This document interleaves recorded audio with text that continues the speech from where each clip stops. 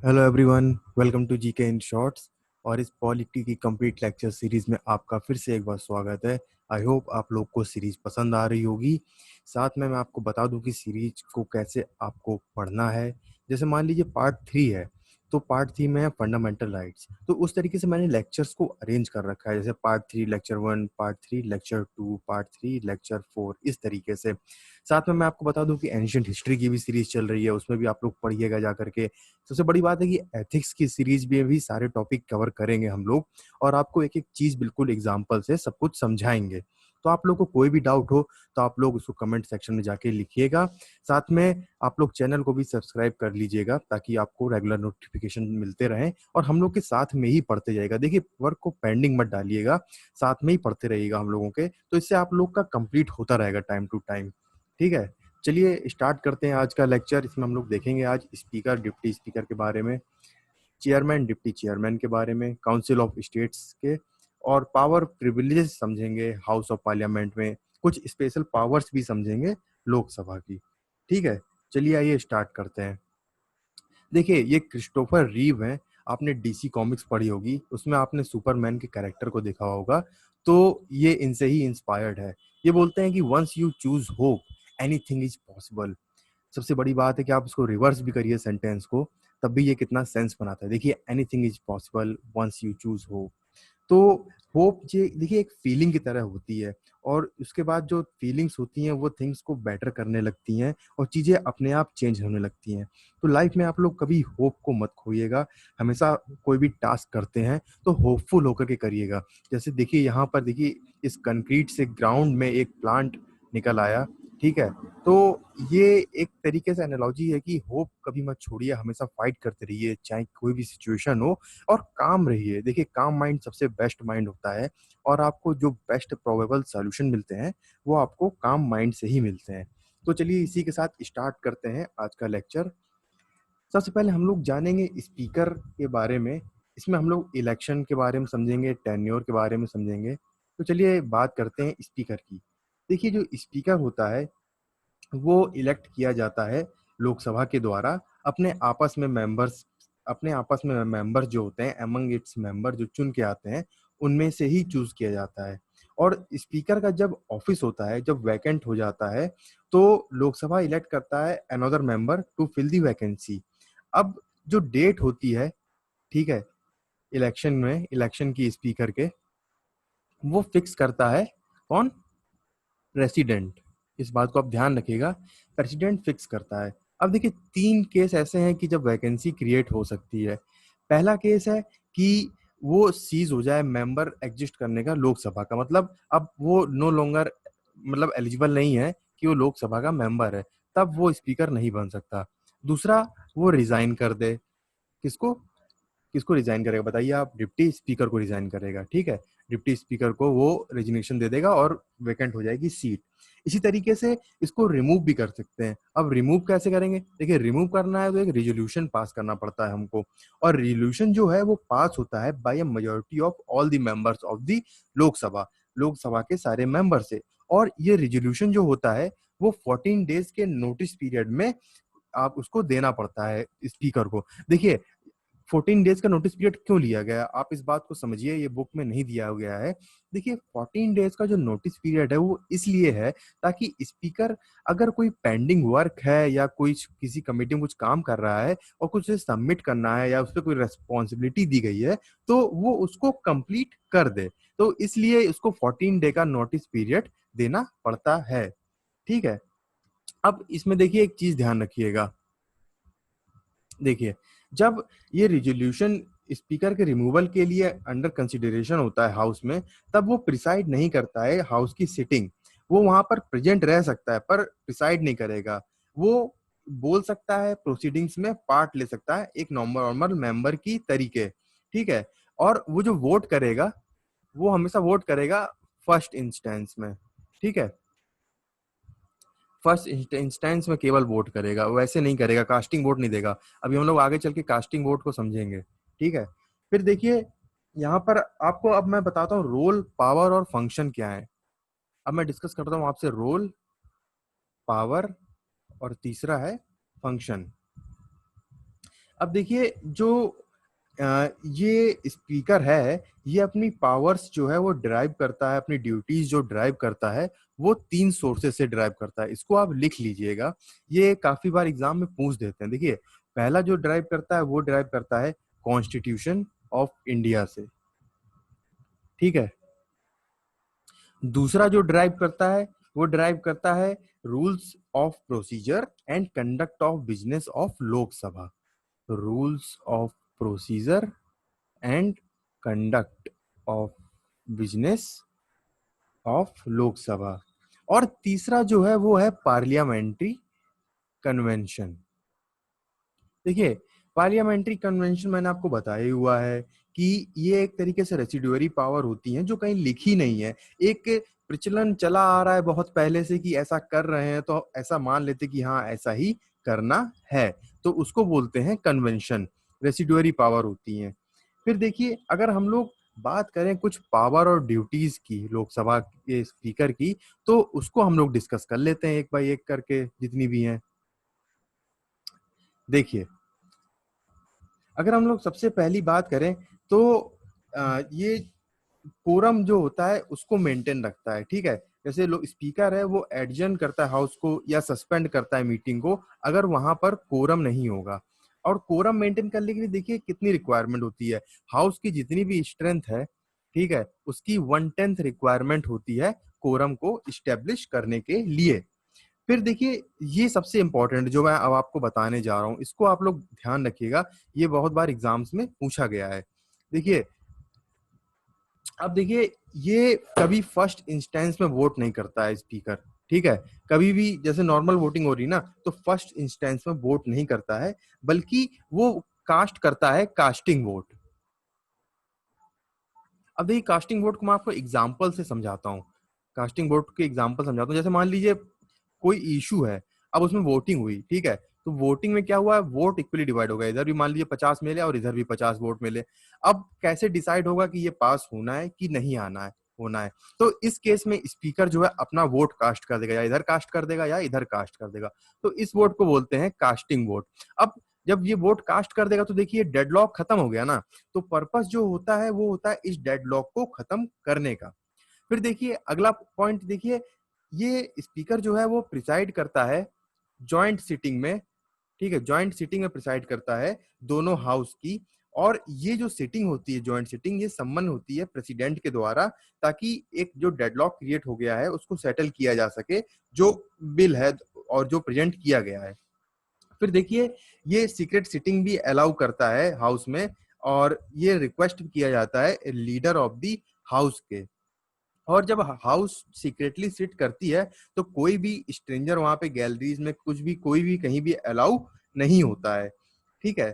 फिर देखिए, यही स्पीकर है, ये डिसाइड करता है कि जो बिल है वो मनी बिल है कि नहीं है। और इसका जो इनका जो डिसीजन होता है स्पीकर का, वो फाइनल होता है इस बारे में कि ये बिल फनी बिल है कि नहीं। अब आप लोग मुझे कमेंट सेक्शन में बताइएगा लिख के कि स्पीकर ही क्यों डिसाइड करता है, राज्यसभा में क्यों नहीं जाता है। ये चीज आप मेरे को कमेंट सेक्शन में बताइएगा, फिर मैं आपको इसका आंसर नेक्स्ट क्लास में, नेक्स्ट लेक्चर में दूंगा, ठीक है।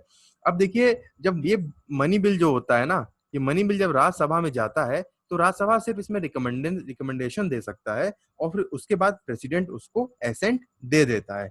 इस चीज का आप लोग ध्यान रखिएगा। बाकी ये डिसाइड करता है क्वेश्चंस में disqualification of members of the Lok Sabha की भी, जो अराइज होते हैं ग्राउंड ऑफ डिफेक्शन से under provision of the 10th schedule, ठीक है।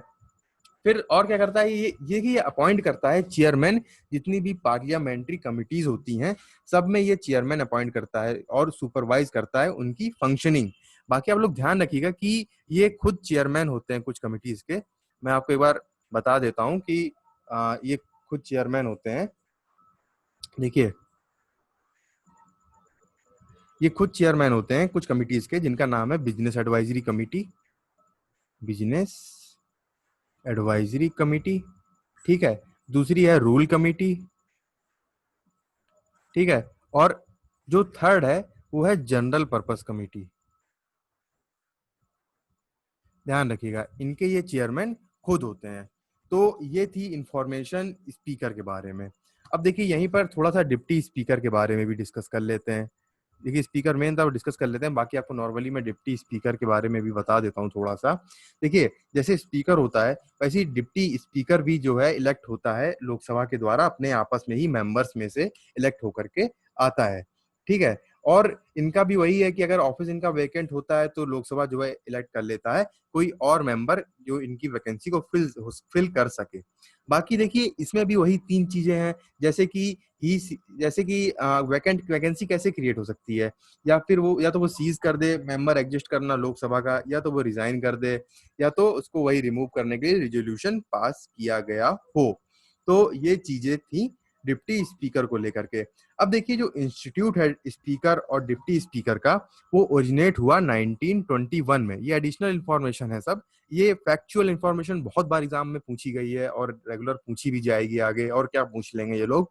देखिए तो जो इंस्टीट्यूट है स्पीकर और डिप्टी स्पीकर का, ये ओरिजिनेट हुआ 1921 में, and it was under the provision of government of India act 1919, जिसको बोला गया था मॉन्टेग्यू चेल्मस्फोर्ड रिफॉर्म। इसमें ये ऑफिस आया था। और आप ये बताइए मेरे को कि फर्स्ट स्पीकर और डिप्टी स्पीकर कौन थे, ये भी आप मेरे को बताइएगा लिख करके। देखिए फर्स्ट स्पीकर और डिप्टी स्पीकर की अगर हम लोग बात करें तो पहले थे जीवी मावलंकर, ठीक है, और दूसरे थे डिप्टी, वो जो पहले डिप्टी स्पीकर थे वो थे अयंगर। ध्यान रखिएगा, जो स्पीकर थे फर्स्ट वो थे जीवी मावलंकर, और जो डिप्टी स्पीकर थे वो थे अयंगर, ठीक है। तो इसको भी आप लोग ध्यान रखिएगा। तो ये चीज हो गई स्पीकर और डिप्टी स्पीकर के बारे में। देखिए अब मैं आपको एक टर्म और एक्सप्लेन कर देता हूँ, इसको भी आप लोग ध्यान रखिएगा। मैं आपको प्रोटेम स्पीकर के बारे में बता देता हूँ क्या होता है, इसको ध्यान रखिएगा। प्रोटेम स्पीकर क्या होता है, देखिए जो स्पीकर होता है लास्ट लोकसभा का, वो अपनी सीट को वेकेट करता है ऑफिस को, कैसे, तुरंत उसके पहले जब फर्स्ट मीटिंग होती है न्यूली इलेक्टेड लोकसभा की, उसके जस्ट पहले अपनी जो पोस्ट है उसको खाली करता है स्पीकर ऑफ लोकसभा जो लास्ट लोकसभा का होता है। तो जो प्रेसिडेंट है फिर अपॉइंट करता है एक मेंबर को लोकसभा के, जो स्पीकर होता है उसको बोलते हैं प्रोटेम। अब ये कैसे सिलेक्ट करता है, जनरली हम लोग कहते हैं कि जो सीनियर मोस्ट मेंबर है ना उसको हम लोग प्रोटेम स्पीकर बना देते हैं। अब जब वो स्पीकर बन गया तो फिर उसके पास सारी पावर्स होती हैं एक स्पीकर की, और वो प्रिसाइड करता है over the first sitting of newly elected Lok Sabha. अब उसकी जो मेन ड्यूटी होती है वो होती है एडमिनिस्टर करना ओथ न्यू मेंबर्स की, और वो एनेबल करता है कि जो नया स्पीकर है उसको कैसे इलेक्ट किया जाए, ठीक है। और जब नया स्पीकर एक बार देखिए इलेक्ट हो जाता है, तो जब एक इलेक्ट हो गया तो जो स्पीकर होता है प्रोटेम वो ऑलरेडी सीज करना एग्जिस्ट करना, वो उसका ऑफिस जो होता है वो सीज हो जाता है, फिर वो मतलब एग्जिस्ट नहीं करता है। तो इस बात को आप लोग ध्यान रखिएगा, ये छोटी सी इंफॉर्मेशन थी प्रोटेम स्पीकर की। ये आपसे जनरली पूछ देते हैं एग्जाम में प्रोटेम स्पीकर के बारे में, ठीक है। चलिए अब आगे डिस्कस करते हैं चेयरमैन ऑफ राज्यसभा के बारे में। तो देखिए अब हम लोग बात करते हैं चेयरमैन ऑफ राज्यसभा की। देखिए जो प्रिसाइडिंग ऑफिसर होता है राज्यसभा का उसको हम लोग बोलते हैं चेयरमैन, और जो वाइस प्रेसिडेंट होता है, ठीक है, जो वाइस प्रेसिडेंट होता है इंडिया का, वो एक्स ऑफिशियो चेयरमैन होता है राज्यसभा का। देखिए एक्स ऑफिशियो का मतलब होता है कि अगर कोई एक ऑफिस होल्ड कर रहा है, जैसे मान लीजिए एक कोई ये पोस्ट है, ठीक है, तो अगर मान लीजिए ये आदमी है, अगर वो इस पोस्ट पे आ जाएगा, तो अगर कोई एक पोस्ट इधर है तो वही आदमी इस पोस्ट को संभालेगा, तो इसको बोलते हैं एक्स ऑफिशियो। अब देखिए मान लीजिए ये वाइस प्रेसिडेंट है, ठीक है, और ये वाइस प्रेसिडेंट की सीट है, तो जब ये वाइस प्रेसिडेंट जब यहाँ पर आएंगे तो वाइस प्रेसिडेंट ही यहाँ पर जो है वो चेयरमैन बन जाएंगे राज्यसभा के। तो जो वाइस प्रेसिडेंट बनेगा वही एक्स ऑफिशियो चेयरमैन होगा राज्यसभा का। तो ये बाय डिफॉल्ट हो जाता है। तो इस तरीके से चेयरमैन बनते हैं राज्यसभा के। अब देखिए चार चेयरमैन अगर राज्यसभा को रिमूव करना है तो वही एज अ वाइस प्रेसिडेंट ही उनको रिमूव करना पड़ेगा, ये चीज है। बाकी देखिए अगर हम लोग बात करें कि दो पावर्स होती हैं स्पीकर और चेयरमैन के बीच में जिसमें डिफरेंस होता है उसको डिस्कस कर लेते हैं। देखिए केवल दो चीजों में ये डिफर करते हैं। पहली बात तो एक मनी बिल पे डिफर करते हैं, ध्यान रखिएगा, मनी बिल पे। और दूसरी चीज पे जो डिफर करते हैं वो डिफर करते हैं जॉइंट सिटिंग पे, ठीक है। जॉइंट, ये दोनों में स्पीकर के पास प्रिविलेज रहता है, तो इस चीज को आप लोग ध्यान रखिएगा। चलिए आगे चलते हैं। अगर आप देखिए हम लोग बात करें डिप्टी चेयरमैन की, तो डिप्टी चेयरमैन का भी वही रोल होता है कि डिप्टी चेयरमैन जो है वो इलेक्ट होता है राज्यसभा में अपने मेंबर्स में ही से, ठीक है। और जबकि जो चेयरमैन होता है वो राज्यसभा का मेंबर नहीं होता है, तो इस चीज को भी आप लोग ध्यान रखिएगा। और अगर हम लोग वोटिंग की बात करें, देखिए स्पीकर और चेयरमैन की वोटिंग की बात करें, तो देखिए दोनों ही लोग फर्स्ट इंस्टेंस में वोट नहीं कर सकते हैं, ये तो मैंने आपको बताया ही, कास्टिंग वोट करते हैं दोनों, ठीक है। लेकिन अगर मान लीजिए इनके भी रिमूवल का रिजोल्यूशन पड़ा हुआ है, इनके भी रिमूवल का रिजोल्यूशन पड़ा हुआ है, तो ये हाउस की प्रोसीडिंग्स में तो बैठ सकते हैं ना, ये हाउस की प्रोसीडिंग्स में बैठ सकते हैं। फिर उसके बाद देखिए ये भी हाउस की प्रोसीडिंग्स में बैठ सकते हैं, लेकिन हाउस की प्रोसीडिंग्स में बैठने में देखिए स्पीकर यहाँ पे ना ये फर्स्ट इंस्टेंस में वोट कर सकते हैं, लेकिन ये चेयरमैन फर्स्ट इंस्टेंस में वोट नहीं कर सकते हैं। क्यों नहीं कर सकते हैं? क्योंकि ये तो मेंबर है ही नहीं राज्यसभा के, इसलिए नहीं कर सकते हैं। तो ये केवल कास्टिंग वोट ही करते हैं, ठीक है। चलिए अब आगे देखते हैं। ये देखिए एक बार चेक कर लेते हैं कुछ छूटा तो नहीं है, ये भी वो कंप्लीट कर दिया है, और जॉइंट सिटिंग वाला भी आपको पढ़ा दिया है, ठीक है। बिल के बारे में बता दिया है।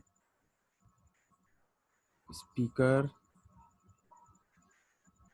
देखिए speaker has a special relationship with parliamentary committees, joint parliamentary committee and the committee of Lok Sabha submit their report to speaker. और स्पीकर जो है वो नॉमिनेट करता है numerous committees like business advisory committee, committee of privileges, ठीक है, committee on petition. और अगर स्पीकर जो है हिमसेल्फ बिकम्स अ मेंबर, अगर देखिए स्पीकर अगर मेंबर बना है किसी कमेटी का, तो वो ऑटोमेटिकली एक्स ऑफिशियो चेयरमैन बन जाता है। और एक्स ऑफिशियो मैंने आपको समझा दिया है कि क्या होता है। फिर देखिए when when the term of Lok Sabha gets over, all of its members shall cease to be its part except the speaker who shall remain in office. ये मैंने आपको कंप्लीट कर बता ही दिया। चलिए अच्छा, थोड़ी सी पावर्स देख लेते हैं लोकसभा में, और मैंने उसके बाद आपको प्रिविलेजेस वगैरह भी पढ़ा दूंगा अभी। फिर उसका जो मोशन वगैरह है ना, एक दो मोशन हम लोग यहाँ देखेंगे, रिजोल्यूशन मोशन मैं आपको डिटेल से अलग से एक लेक्चर में पूरा बताऊंगा। कुछ यहाँ पे थोड़ा सा स्पेशल पावर्स लोकसभा की आ जाती हैं, तो उसकी वजह से मैं आपको यहाँ पे कुछ मोशंस बता दे रहा हूँ। तो देखिए कॉन्फिडेंस मोशन जो होता है, नो कॉन्फिडेंस मोशन होता है, और सेंश्योर मोशन होता है। देखिए सेंश्योर का मतलब क्या होता है?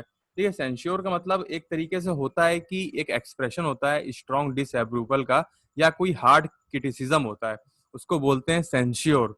और टाइप्स जो होते हैं सेंश्योर वोटिंग के, वो होते हैं confidence vote, adjournment motion, motion under rule 184 of parliament code calls for the vote at the end. और जो चौथा होता है वो होता है 193 पार्लियामेंट ऑफ कोड होता है इसमें, ठीक है। तो देखिए एडजर्नमेंट मोशन जो होता है वो ड्रॉ करता है अटेंशन हाउस का, जब कोई अर्जेंट मैटर पब्लिक इंपॉर्टेंस का डिस्कस करना होता है उस टाइम पे। तो आप लोग ये चीज ध्यान रखिएगा कि जो confidence motion, no confidence motion, ये सब इंट्रोड्यूस होते हैं सिर्फ लोकसभा में। सेंश्योर और एडजमेंट मोशन ये भी लोकसभा में इंट्रोड्यूस होता है केवल, मनी बिल केवल इंट्रोड्यूस होता है लोकसभा में, ठीक है, ध्यान रखिएगा। और चौथा जो है, देखिए आर्टिकल 352 और क्लॉज अगर 8 की हम लोग बात करें, तो लोकसभा जो है वो कॉल करती है स्पेशल सिटिंग के लिए टू रिवोक नेशनल इमरजेंसी। ध्यान रखिएगा, Lok Sabha can call for a special sitting to revoke national emergency. तो ये चीजें हैं इसमें कंप्लीट, ये तो हो गया है। और चलिए अब आगे इसमें देखते हैं, हम लोग प्रिविलेजेस के बारे में समझते हैं, ठीक है। तो देखिए आर्टिकल 105 जो है वो प्रोवाइड करता है immunities to parliament and MPs. अब देखिए ब्रिटेन में क्या होता था कि किंग जो है वो पनिश करता था उन लोगों को जो उसको क्रिटिसाइज करता था, तो कभी अपने कोई ओपिनियन तो दे ही नहीं पाएगा अगर इस तरीके से होगा, तो इम्यूनिटी तो प्रोवाइड करनी ही पड़ेगी ना।